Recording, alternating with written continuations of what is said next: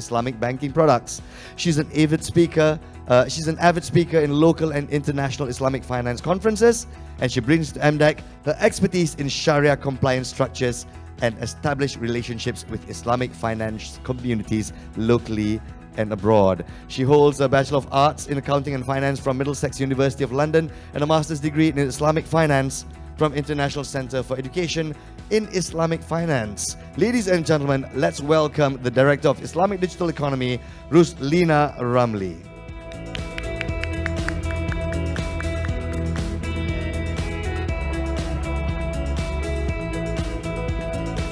As Ruslena takes her place on the panel as moderator, I'd just like to quickly flash the QR code for the Slido platform. Yes, you can begin asking your questions as soon as they begin speaking here at the Slido platform. The room to access is hashtag MDW2022_1. Ruslena, I believe you'll introduce the panelists for us, so it's over to you. Good morning and a warm welcome.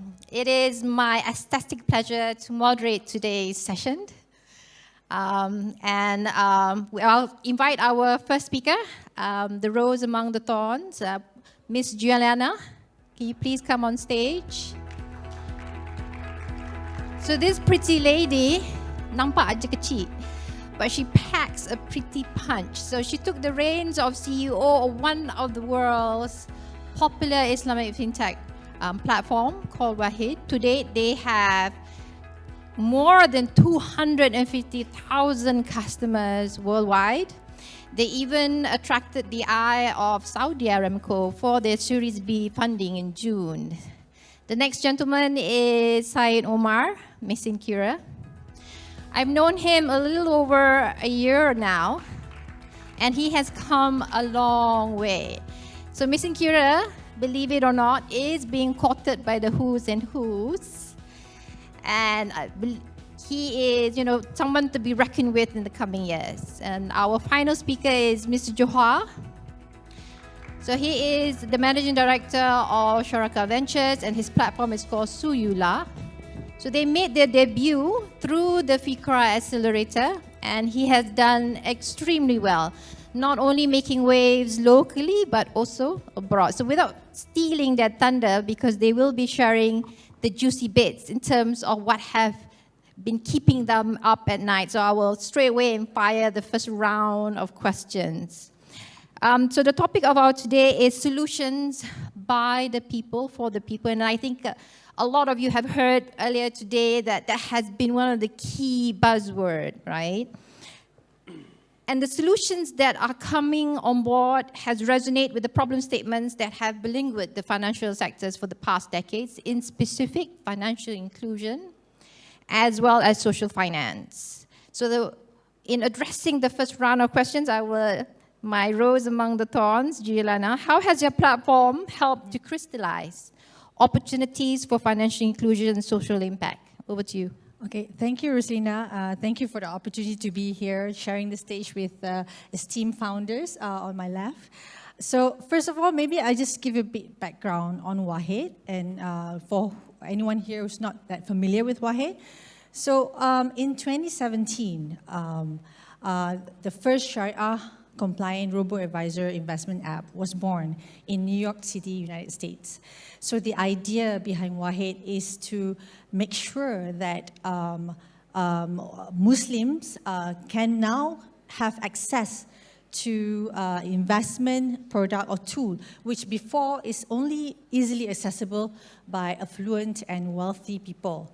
So Wahid, with Wahid, Muslim community can now be able to start to invest in a way that is not compromising their faith. So Wahid has been leading the way in making Sharia-compliant investment and savings more accessible, especially to the underserved communities around the world. So imagine the pure joy that we had when we got to know, when we realized that a taxi driver in New York City, as well as an imam in a local masjid in New York community as well, are one of our users. So it is such a humbling experience to know that we have made a positive impact in their daily lives in a way that they have never experienced before. And in fact, the idea that a taxi driver in New York City can now be able to invest in a way that is not compromising his face is the very idea that has how our founder, Junaid Wahidna, had the idea or epiphany to create Wahid in the first place. Okay, so before I move forward, will allow me to comment a bit on digitalization and how Wahid, as a digital investment manager, has been leveraging on this key component to create opportunities in terms of financial inclusion and social impact. So when we talk about digitalization, right, you always associate it with the word accessibility. So what is accessibility? For me, number one, it has to have easy access, right? So in Malaysia, last year, in 2021, the mobile phone penetration rate has gone up to 88% of the Malaysian population. So what this means is that if a product exists in mobile phone of Malaysian right now, essentially, literally, almost all Malaysians can be able to access the product. So easy access, right? So number two, it has to have low entry barrier. So if your product, for example, has low cost or low fee for people to use it, anyone from any socio-economic background will be able to use it. So I'm happy to say that for Wahid, we have both attributes. We, of course, exist in the digital form on the mobile phone. Anyone can access it. We also have a very low annual fee, which is ranging from 0.39% to 0.79%. And it's very easy, and you can start with just minimum 100 ringgit to start investing in Wahid. So with these two attributes, we believe that we can further scale up in Malaysia in terms of number of users and as well as closing the gap of financial inclusion, especially in the wealth management area. And on top of that, just to add, on top of robo-advisor, in the UK recently, we have embarked on a new journey to rejuvenate small and medium-sized businesses through Wahid X. So what is Wahid X? So Wahid X is Wahid's very own equity crowdfunding platform that further showcases our brand ideal to lead the way in creating ecosystem where we can create further financial inclusion and social impact. So with Wahid X, we connect revolutionary startups with prominent investors while still promoting ethical values as our top priority. So our recent campaign involves a very successful fundraising of what we call, the company is called Finance, which is a home ownership platform, with mission to provide home ownership to aspiring home buyers with a co-investing model that translates into 100% debt-free home ownership. So this is the kind of businesses that we help to support using this platform. So on top of that, what I can say is that Wahid has still a lot to offer. And I think in Malaysia, with the presence of MDEC, we feel that Islamic fintech can further thrive, and Malaysia can well on route to becoming Islamic financial hub in the region. And Wahid is very excited to be at the front line of innovation that can help, further shape Islamic finance in the region even better. Thank you, Juliana. I think she set the stage in terms of women empowerment. I don't know how the boys are going to compete. So, Omar, same question applies to you. How has Mesinkira helped in support of providing the gap for financial inclusion as well as social finance? Yeah, thank you, Ruslena. I'd like also first to say thank you to MDEC for having me here. So, Mesinkira as a product, I need to first explain to those who doesn't know Mesinkira. So we are an app that activates the mobile phone to do an end-to-end retail operation system. So not a POS per se. So we have a fully functional inventory management software. We have a fully functional POS that will enable the mobile phone in the pocket of the micro merchant or small merchant to accept cards, credit, debit, wallets, Of course, capture cash as well at the same time. Apple Pay, watch and devices, phones, and Samsung Pay and so on through NFC. And at the back end, we have the bookkeeping functionality that's been actually trimmed down and simplified, that is automated from the front inventory POS being captured through, and that they can just key in very, very easily. What this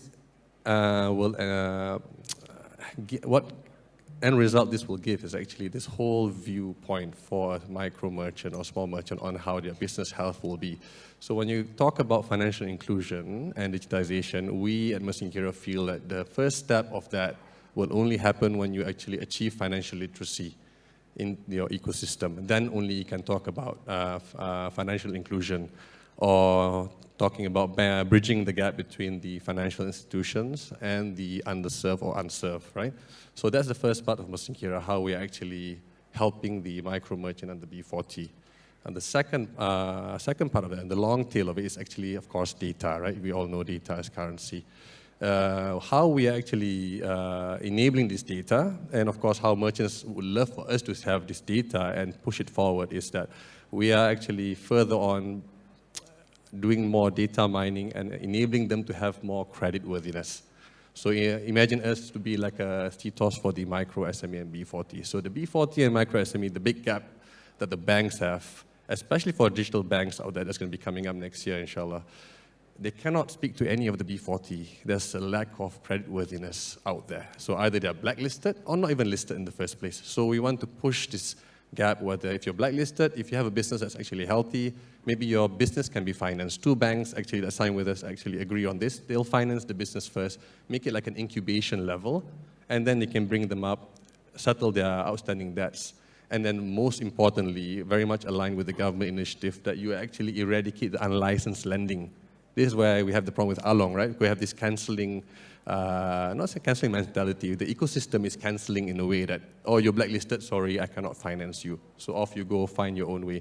So what happens normally is that you call your family member, and then you cannot bayar, and then none of your family member will call you again, and you call your friend also not your friend anymore, get unfriended, get blue tick and things like that. So of course, that's the thing that we want to first bridge. And of course, I think the roadmap is still very, very far ahead that we want to achieve. And I think this segment is very scalable. There's a way for us to actually be very profitable and at the same time also uplift this underserved segment. So Mesinkira signed an MOU with CIMB. That's just the tip of the iceberg. So I said earlier, he is being courted. So you can imagine the number of banks that are looking to see how they can look at partnerships as well as collaborations with Mesinkira. So before I steal his thunder, we'll move down to Johar. Johar, same question to you. How have you helped in support of bridging the gap for financial inclusion, social finance? Thank you, Ruslena. Assalamualaikum. Shoraka Retail Ventures, we are a fintech player that focus on liquidity management solution. What I mean by liquidity management is the cash requirement, very short term, 3 to 6 months.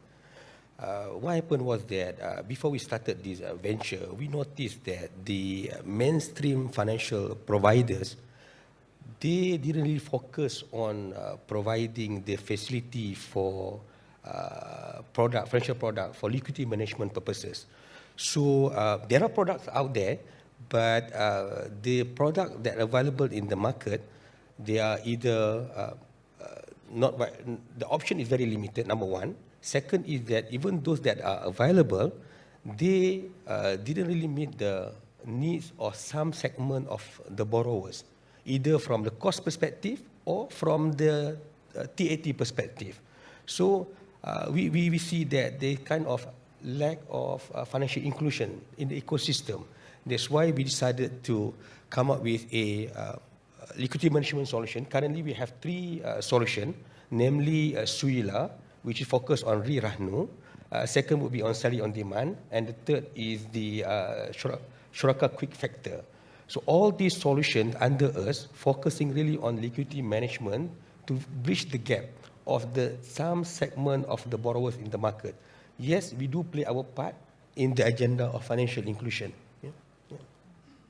Okay, so moving into the second round of question, Juliana, I take cognizance of the word Islamic. but that shouldn't stop us from making our product sexy.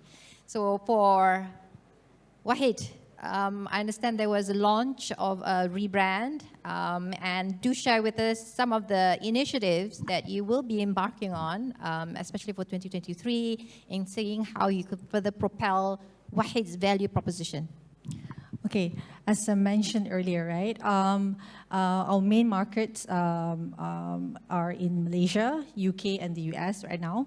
So in the UK recently, as I mentioned, we have just launched our own equity crowdfunding platform, which is a Sharia compliant platform, focusing more on ethical businesses to help these businesses to bridge, to connect the investors with the businesses in a way to support them.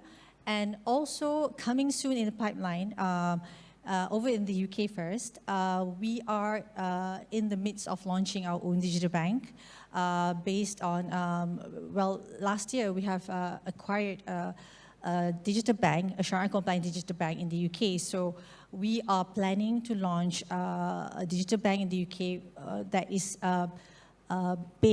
backed by real assets. So it's purely Sharia compliant digital bank. So, however, I wouldn't talk more about it. It's still in the midst. As you can imagine, that whatever that we launched globally, right now in Malaysia, we just concentrate on robo-advisor platform. However, having said that, whatever that we have globally, where it's relevant, we will introduce face-by-face in Malaysia, inshallah. In terms of psyche, you know, the Malaysians will have a different set of mindset versus the global markets. So how do we create that distinction for Malaysia as being that market leader? Okay, so if you take a look at Malaysia, right? Malaysia is a very prosperous country. We have a population of around 32.7 million right now, where 63%, I believe, are actually Muslims, and that constitute to about 21 million at the moment.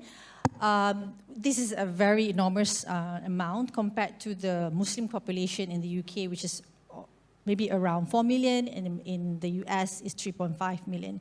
And therefore, based on this and the fact that we noticed that in Malaysia it's quite challenging for an individual to enjoy the full breadth of financial service on one platform. Therefore, we position Wahid in Malaysia as the retail wealth management platform at the moment. However, in the UK and US, we cater to both retail clients as well as high net worth clients. But however, having said that, it's not to say that Malaysia, we're not going to concentrate on high net worth. Coming soon, we are. So we are continuously evolving depending on the current market in the country. And of course, with the current market condition, which is not really in our favor at this moment, we will need to find ways of how we can further, expand our product offering, create our brand awareness in Malaysia to ensure that we can capture as much, number of users, investors in Malaysia. Okay, great. So, concentrating on the market for Malaysia, Mesinkira. So, apart from the MOU that you just signed with CIMB last week. So what are the other opportunities, and how do you look to see how you can anchor that partnership and secure more customers for Mesinkira?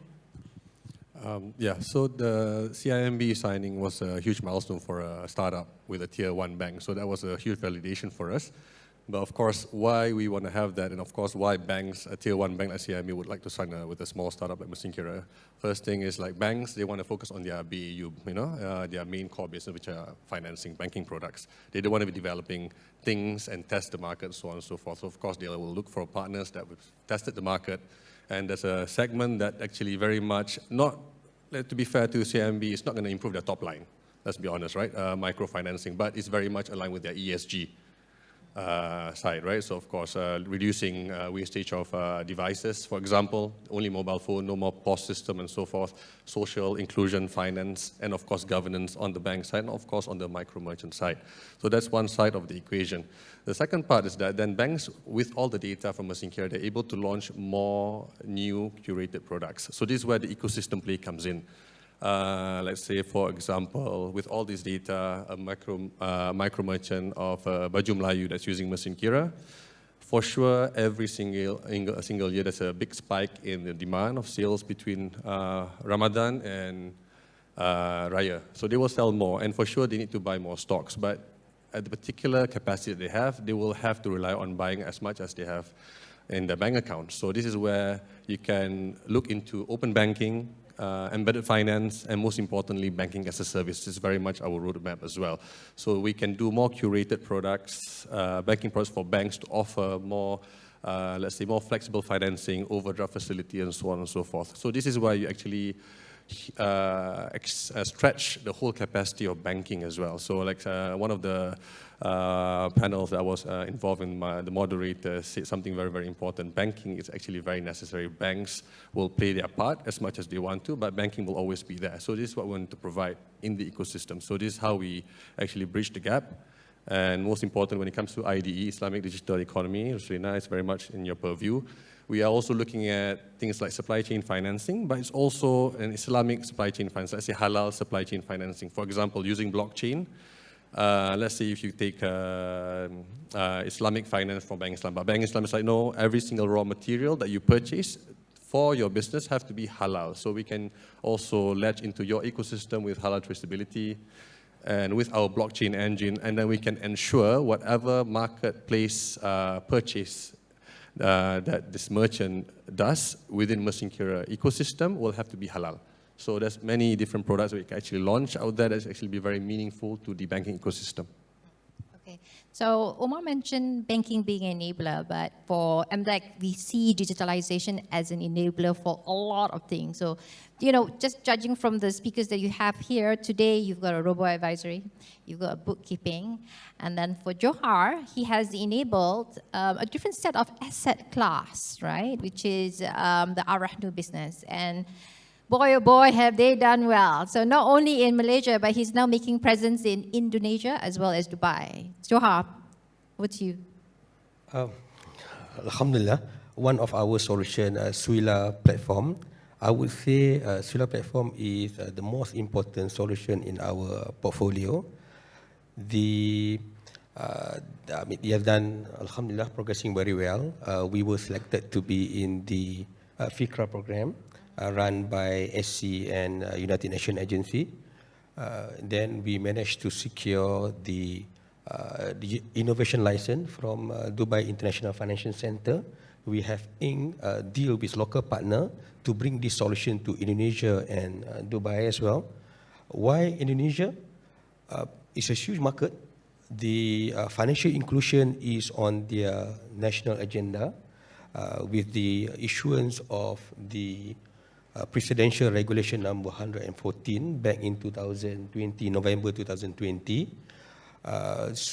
Given their huge population, over 1,000 of islands, for them to achieve financial inclusion, fintech will play a key role.